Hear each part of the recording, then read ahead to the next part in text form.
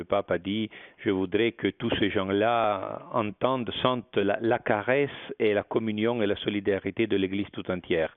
Eh bien, c'était vraiment une parole de consolation pour des gens qui sont tellement éprouvés. Il faut noter que la plupart des habitants, c'est des personnes âgées, parce que c'est des petits villages de montagne où les jeunes sont partis pour des raisons de travail et de famille. Donc, il n'y a que les personnes âgées déjà terriblement éprouvées par les autres tremblements de terre. Et donc, quand je leur disais, vous avez entendu ce matin, le pape a dit, etc., pour eux, c'était vraiment une véritable caresse de tendresse et de soutien.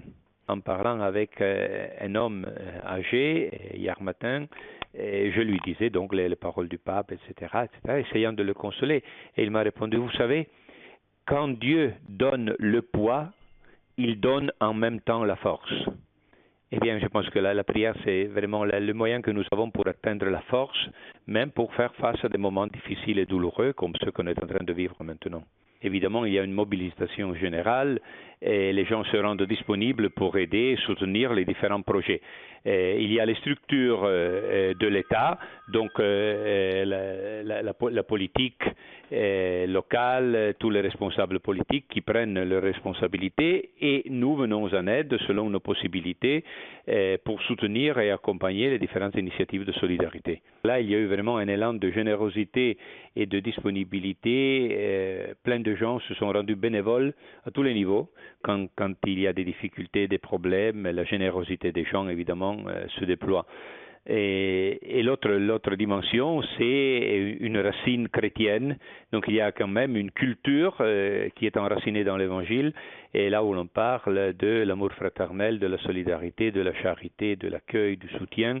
Et c'est surtout dans des occasions comme celle-là que cette mentalité et cette culture s'expriment au mieux.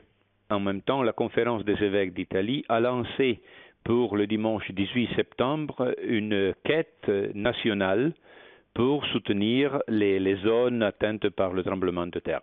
Tout spécialement, on sait bien, pour le diocèse de Rieti et de Ascoli Piceno, qui sont à l'autre côté de la montagne, de chez nous, là où il y a eu plusieurs victimes et il y a quelques villages qui ont été complètement détruits. Dans la région de Nursie, tout spécialement dans la ville de Nursie, nous n'avons plus une église qui puisse être ouverte pour les célébrations. On est en train maintenant de chercher des structures, des tentes, des chapiteaux pour les célébrations festives, dominicales.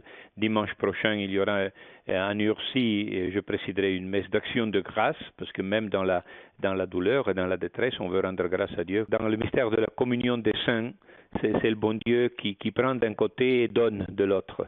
Et donc nous croyons fermement que le soutien de tous nos frères et sœurs peut nous accompagner et vraiment nous donner la force.